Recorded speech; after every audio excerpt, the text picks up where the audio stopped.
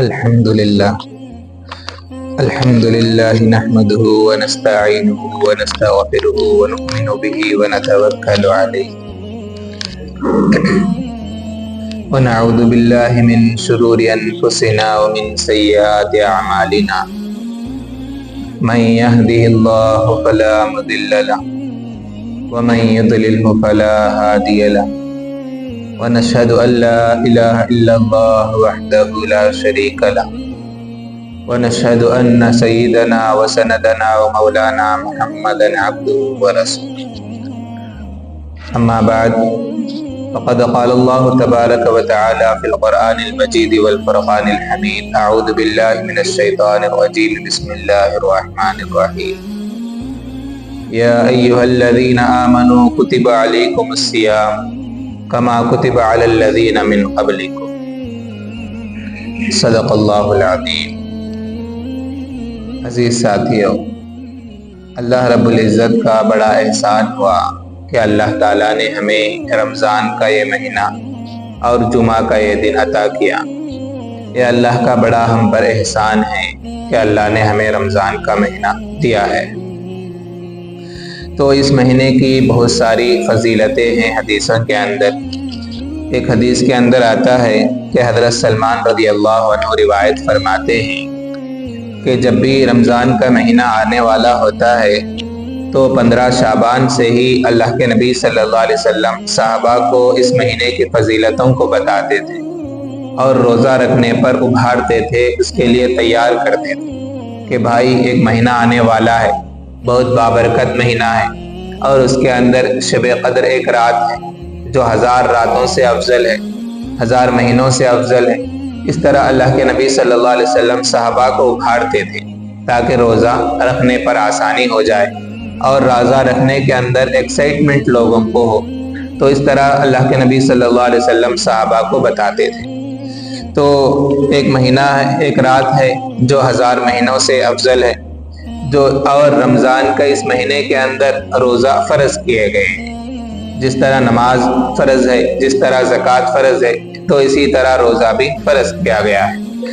اور اس رات کے تراویح کو سنت قرار دیا گیا ہے کہ اس رات کے اندر تراویح پڑھنا سنت بتایا ہے، اللہ کے نبی فرماتے ہیں سنت ہے۔ اور اسی طرح اس مہینے میں اگر کوئی انسان ایک نفل عمل کرتا ہے تو اس کو فرض کے برابر ثواب دیا جاتا ہے، اگر فرض ادا کرتا ہے تو اس کو 70 فرضوں کے برابر ثواب دیا جاتا ہے۔ اور یہ مہینہ صبر کا مہینہ ہے، صبر کا مہینہ ہے اور لوگوں کے ساتھ ہمدردی کرنے کا مہینہ ہے۔ اور روزے دار کو افطار کرائے، اگر کوئی انسان روزے دار کو افطار کراتا ہے تو اس کو ایک فضیلت یہ ملتی ہے کہ اس کے گناہ معاف ہو جاتے ہیں۔ دوسری فضیلت یہ ملتی ہے کہ جہنم سے اس کو چھٹکارا ملتا ہے۔ تیسری فضیلت یہ ملتی ہے کہ اس کو روزے دار کے برابر ثواب ملتا ہے۔ تو صحابہ نے عرض کیا یا اللہ کے رسول کہ ہم تو ہر ایک کے اندر اتنی طاقت نہیں کہ روزے دار کو پیٹ بھر کر کھانا کھلائے۔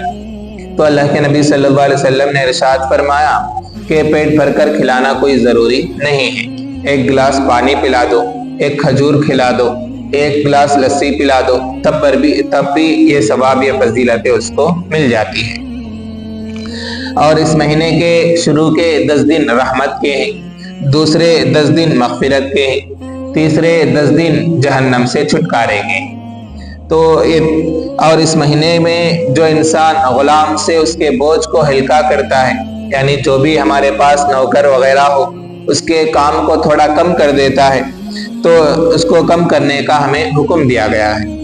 اور اسی طرح اس مہینے کے اندر، اس مہینے میں 4 چیزوں کو کرو۔ اللہ کے نبی فرماتے ہیں کہ مہینے میں 4 چیزوں کو کرو۔ کیا؟ نمبر 1 کلمہ طیبہ کی کثرت، یعنی جتنا زیادہ ہو سکے اتنا زیادہ کلمہ پڑھنے کی کوشش کرنی چاہیے۔ نمبر 2 استغفار کی کثرت کرنی چاہیے۔ نمبر 3 جنت کی طلب کرے۔ نمبر 4 جہنم سے پناہ مانگے۔ یہ 4 کام کرنی چاہیے۔ یہ اب حدیث ہے، یہ لمبی حدیث اللہ کے نبی صلی اللہ علیہ وسلم نے ارشاد فرمائی۔ اب اس حدیث کے اندر بہت سارے مسائل بھی ہیں، بہت سارے نکات بھی ہیں جس کو آپ سمجھیں۔ تو پہلی بات یہ ہے کہ رمضان کے روزے فرض کیے گئے ہیں، کہ یہ روزے صرف ہمارے اوپر ہی فرض نہیں، لیکن اس سے پہلے جو امتیں تھیں ان پر بھی فرض کیے گئے، اور یہ روزے صرف ہمارے ہی مذہب میں نہیں ہیں، ہر ایک مذہب کے اندر روزے ہیں۔ ہندوؤں کے اندر بھی روزے پائے جاتے ہیں، کرسچینٹی کے اندر بھی روزے ہیں، بدھسٹ کے اندر بھی وہ لوگ بھی روزے رکھتے ہیں، لیکن ان کا روزے کا طریقہ الگ ہے اور ہمارا الگ ہے۔ ایک تو یہ تو اس مہینے کے اندر روزہ رکھنا ہر مسلمان پر فرض ہے، لیکن اگر اسے کوئی بیماری ہے، اگر کوئی مجبوری ہے، اس کی وجہ سے چھوڑ رہا ہے، مثلا سفر میں جا رہا ہے تو سفر پر جاتے ہوئے روزہ چھوڑنے کی اللہ تعالیٰ نے ڈھیل دے دی ہے، اجازت دے دی۔ اگر تم سفر پر جا رہے ہو، روزہ چھوڑنا چاہتے ہو تو چھوڑ سکتے ہو، لیکن اس کی قضا رمضان کے بعد پورا کرنا ضروری ہے۔ اور اسی طرح اگر تم بیمار ہو، روزہ رکھنے سے نہیں رکھ سکتے، تو ایسے لوگوں کے بارے میں مسئلہ ہے۔ اللہ فرماتے ہیں جو انسان بیمار ہو وہ بھی روزہ چھوڑ سکتا ہے۔ تو اگر کسی انسان کو، یہاں پر ایک مسئلہ یہ سمجھ لیں کہ اگر کسی انسان کو ایسی بیماری ہے جس سے چھٹکارا مشکل ہے، جیسے شوگر کی بیماری ہے، تو وہ ہمیشہ اس کو لگی رہتی ہے، اب ان روزہ رکھنا سمجھے تو بھی اس کے لیے مشکل ہو جاتا ہے، بہت زیادہ تکلیف ہوتی ہے، تو ایسا انسان ہے وہ روزے کو چھوڑنا ہے تو اس کو کیا کرنی چاہیے؟ تو اس کا مسئلہ یہ ہے کہ جو انسان شوگر کی بیماری ہے یا کوئی ایسی بیماری ہے جو اسے 24 گھنٹے لگی رہتی ہے، اگر فیوچر میں اس سے چھٹکارا ملنا مشکل بھی ہو سکتا ہے تو ایسے انسان کو قضا کرنا ہی پڑے گا، یعنی وہ بیماری فیوچر میں جا کر ختم ہو جائے گی تو فیوچر میں ان روزوں کی قضا جب بیماری سے چھٹکارا ملے گا تو تب جا کر اس کی قضا کرنا پڑے گا۔ نہیں، یہ بیماری سے چھٹکارا ہی نہیں ہے تو اللہ فرماتے ہیں کہ فدیہ دے دو۔ فدیہ کیا ہے؟ تو علماء فرماتے ہیں ایک صدقہ فطر۔ آج کے زمانے میں جو صدقہ فطر کا ریٹ چل رہا ہے، جیسے کہ 100 یا 110 کچھ چلتا ہے، تو وہ صدقہ فطر انسان کو ہر روزے کے بدلے ایک صدقہ فطر ادا کرنی چاہیے۔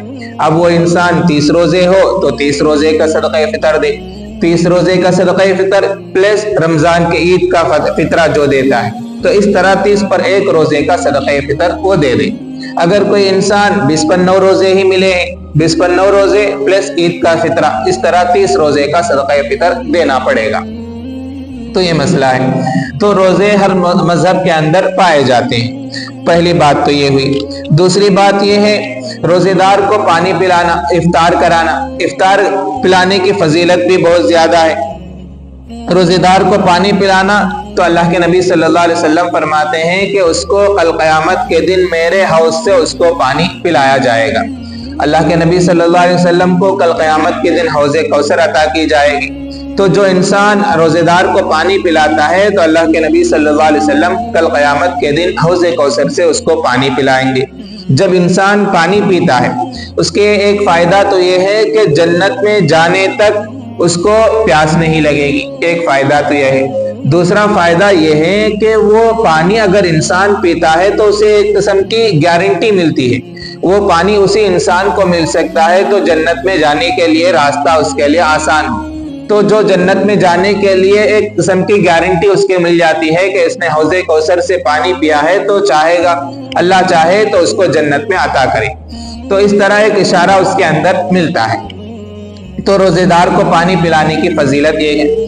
دوسرے حدیث کے اندر اللہ کے نبی صلی اللہ علیہ وسلم نے فرمایا جو انسان روزے دار کو کچھ کھلاتا پلاتا ہے، روزے دار کو افطار کراتا ہے، تو اس کو جب شب قدر کے اندر فرشتے پھرتے رہتے ہیں تو فرشتے آ کر اس سے ملاقات کرتے ہیں۔ ہر دن رمضان کے ہر رات کے اندر فرشتے ادھر ادھر گشت کرتے ہی رہتے ہیں، تو شب قدر کے اندر جب جبرائیل علیہ السلام آئیں گے تو اس سے ملاقات کریں گے، یعنی اس نے روزہ جو افطار کرایا ہے، افطار کرانے کی فضیلت میں جبرائیل علیہ السلام آ کر اس سے ملاقات کریں گے۔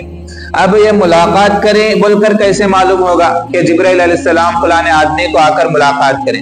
یہ ملاقات تبھی ہو سکتی ہے جب اس کا افطار کرانا قبول ہوا ہو۔ اس کا افطار کرانا جب قبول ہوگا تو جبرائیل علیہ السلام آ کر شب قدر کے اندر اس کو ملاقات کریں گے۔ جب ملاقات کریں گے تو اس کی نشانی یہ ہے کہ اس کے دل کے اندر رقت قلب آئے گی، یعنی اللہ تعالیٰ اس کے دل کو نرم کریں گے، اور اتنا نرم کریں گے کہ اس کے آنکھوں سے جلدی جرہ، جیسے کہ تھوڑے بچے ہوتے ہیں جرہ ڈرائے تو رونا شروع کر دیتے ہیں، تو اسی طرح چھوٹی چھوٹی بات پر اس کا دل کے اندر نرم ہو جاتا ہے، اس کی آنکھوں سے آنسو نکلنے لگتے ہیں۔ یہ اس بات کی نشانی ہے کہ جبرائیل علیہ السلام نے اس سے ملاقات کی۔ ایک ہوتا ہے عادتی طور پر رونا، وہ رونا نہیں، بلکہ جبرائیل علیہ السلام نے آ کر ملاقات کی تو اس کی نشانی یہ ہے کہ اس کا دل نرم ہو جاتا ہے، اس کے نرم کی وجہ سے اس کی آنکھوں سے آنسو آ جاتے ہیں۔ تو روزہ دار کو افطار کرانے کی ایک فضیلت یہ بتائی گئی ہے۔ اور اس رات کے اندر تراویح کو فرض کیا گیا ہے، تراویح کو سنت قرار دیا گیا ہے۔ تو یہاں پر اللہ کے نبی صلی اللہ علیہ وسلم فرماتے ہیں تراویح کو سنت ہے، تو اس حدیث سے معلوم ہوتا ہے کہ تراویح پڑھنا سنت ہے۔ تو یہ سنت کیوں ہے؟ یہ بھی تو فرض کر سکتے تھے۔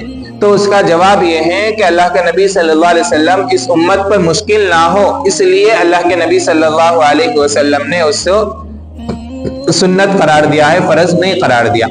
جیسے کہ تراویح کا مسئلہ جب واقع آتا ہے تو اللہ کے نبی صلی اللہ علیہ وسلم ایک بار مسجد کے اندر آ کر دیکھے تو صحابہ موجود تھے، تو اللہ کے نبی صلی اللہ علیہ وسلم نے ان کو تراویح کی نماز پڑھائی، 20 رکعت پڑھائی۔ اس کے بعد دوسرے دن بھی صحابہ اسی طرح موجود تھے، شاید آج بھی اللہ کے نبی نماز پڑھائیں گے بول کر، تو دوسرے دن بھی پڑھائی۔ تیسرے دن اللہ کے نبی صلی اللہ علیہ وسلم باہر نہیں آئے، یہاں تک کہ سحری کا وقت ہو گیا تب تک نہیں آئے۔ تو صحابہ نے پوچھا کہ اللہ کے نبی آپ رات کو کیوں نہیں نماز پڑھائی؟ تو اللہ کے نبی نے فرمایا کہ کہیں مجھے ڈر لگا کہ کہیں یہ تراویح کی نماز بھی میرے امت پر فرض نہ کیا جائے، اس لیے میں نے رات کو نماز نہیں پڑھائی۔ تو اس سے معلوم ہوتا ہے کہ اللہ کے نبی صلی اللہ علیہ وسلم امت پر شفقت کرتے ہوئے، مہربانی کرتے ہوئے اس کو فرض نہیں کیا ہے، سنت قرار دیا ہے۔ اگر فرض قرار دیتا تو روزے دار کو اور بھی زیادہ تکلیف ہونے لگتی، کہ روزے دار کو کیا تکلیف ہوگی، دن بھر روزہ رہا، اب فرض ہے بولے تو 20 رکعت کمپلسری پڑھنا، سوچ 20 رکعت نہیں پڑھے گا تو اسے گناہ ہوگا، تو اس لیے تکلیف ہو سکتی ہے، اس وجہ سے اللہ کے نبی صلی اللہ علیہ وسلم نے اس کو سنت قرار دیا ہے۔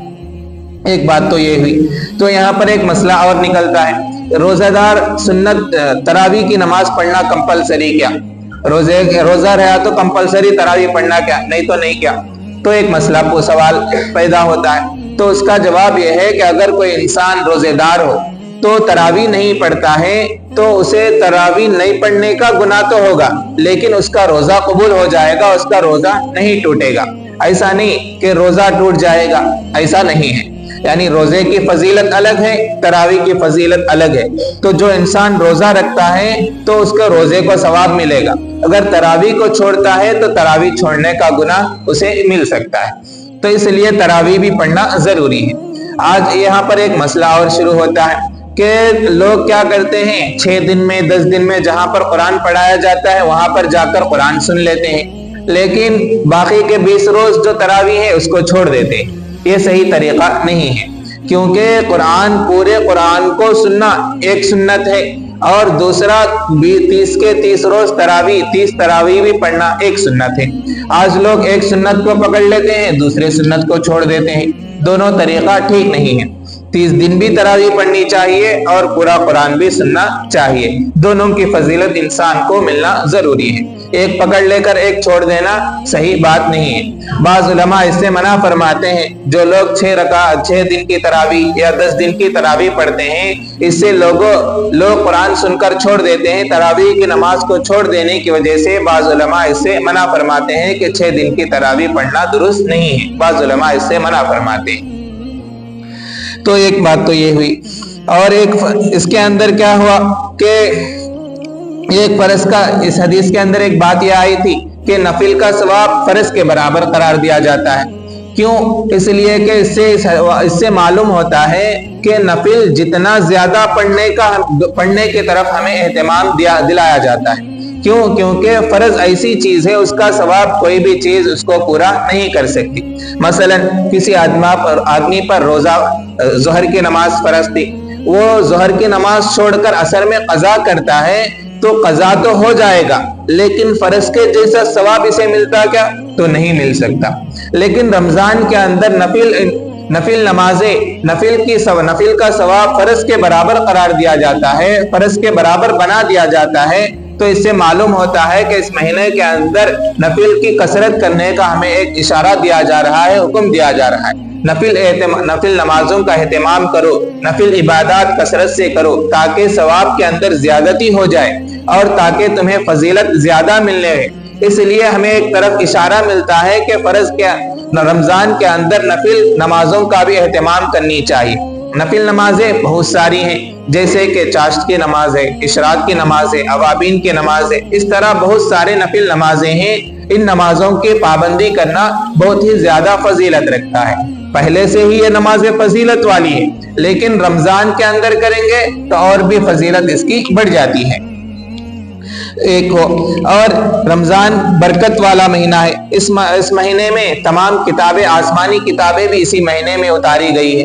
برکت والا مہینہ ہے، برکت ہوگا تو تبھی جا کر، جیسے کوئی انسان گھر اوپننگ کرتا ہے تو لوگ پوچھتے ہیں کون سا دن اچھا ہے، کیوں؟ اس لیے کہ نحوست سے، بری چیزوں سے انسان بچنا چاہتا ہے۔ تو اسی طرح اللہ تعالیٰ بھی یہ مہینہ برکت کا ہے، اسی وجہ سے آسمانی جتنی بھی کتابیں ہیں تمام کتابوں کو اللہ تعالیٰ نے اس مہینے کے اندر اتارا ہے۔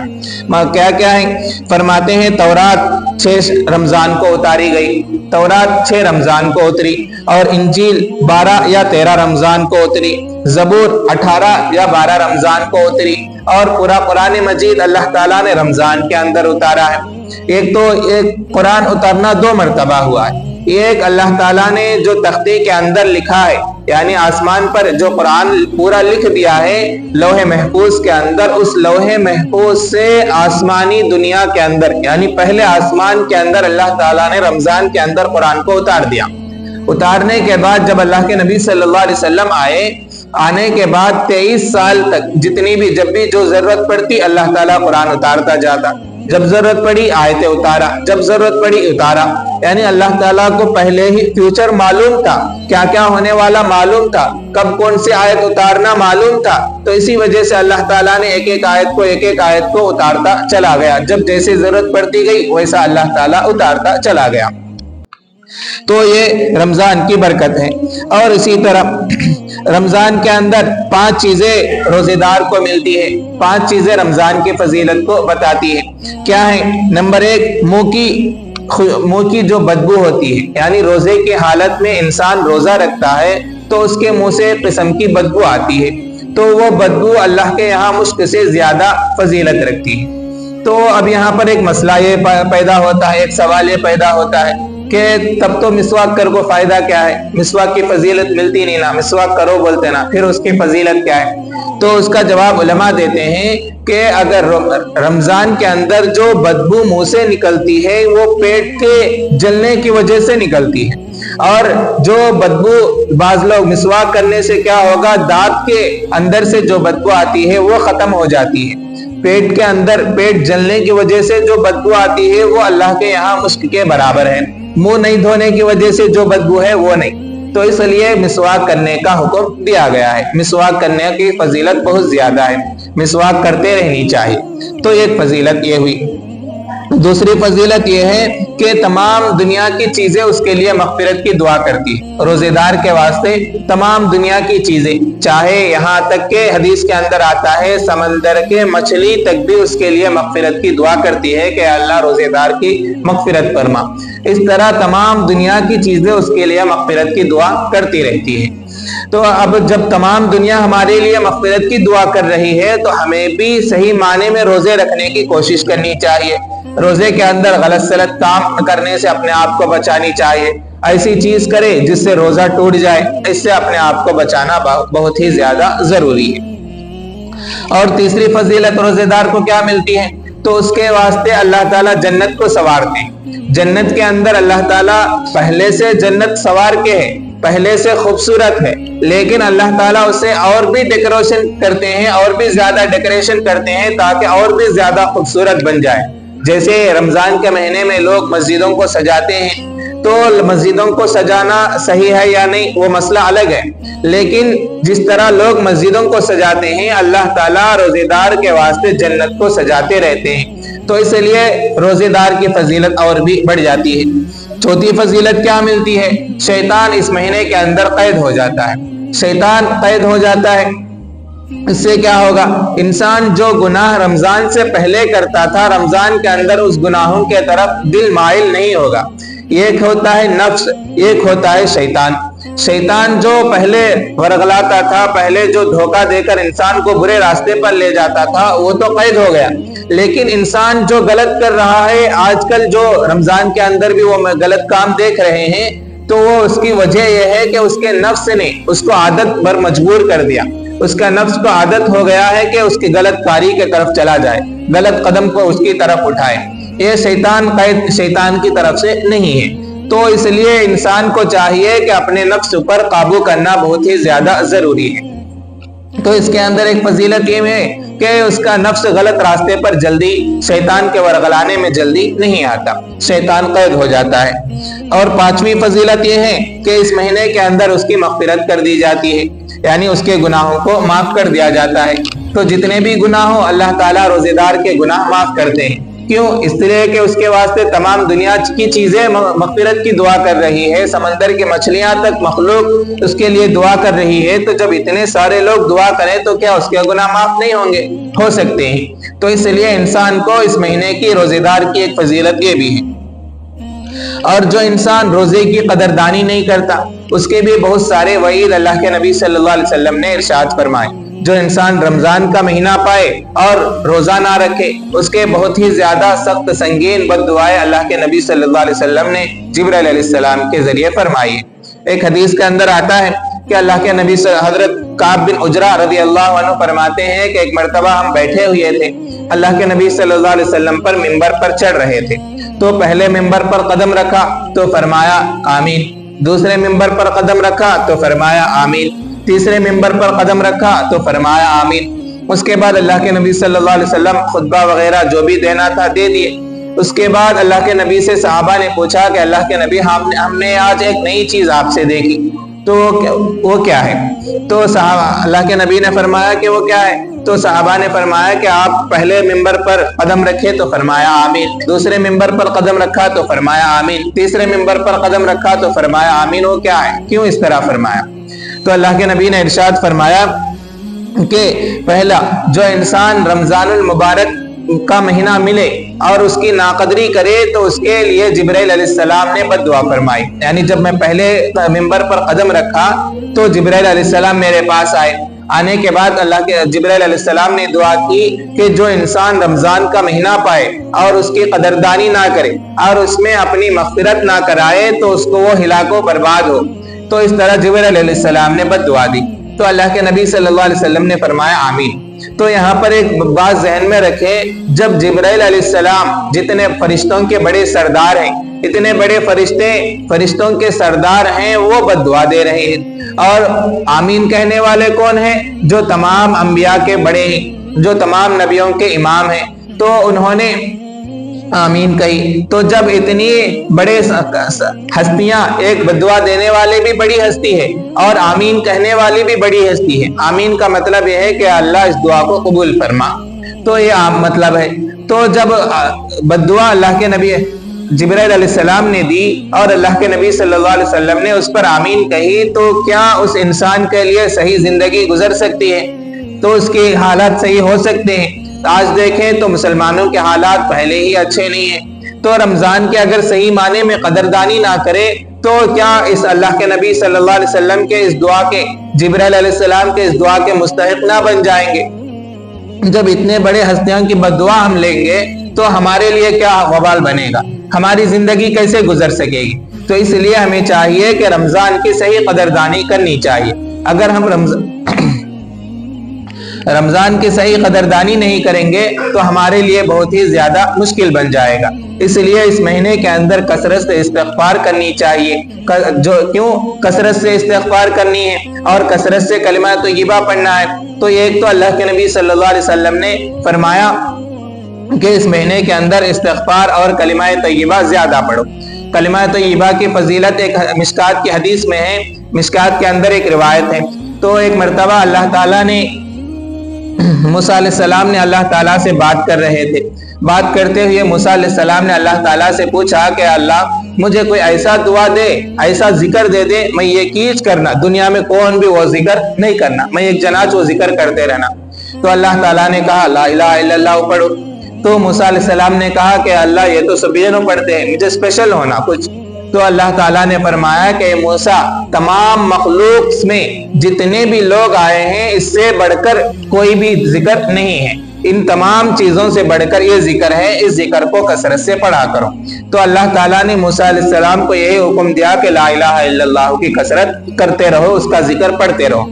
تو اس سے ہمیں معلوم ہوتا ہے کہ لا الہ الا اللہ کی کثرت زیادہ سے زیادہ کرنی چاہیے۔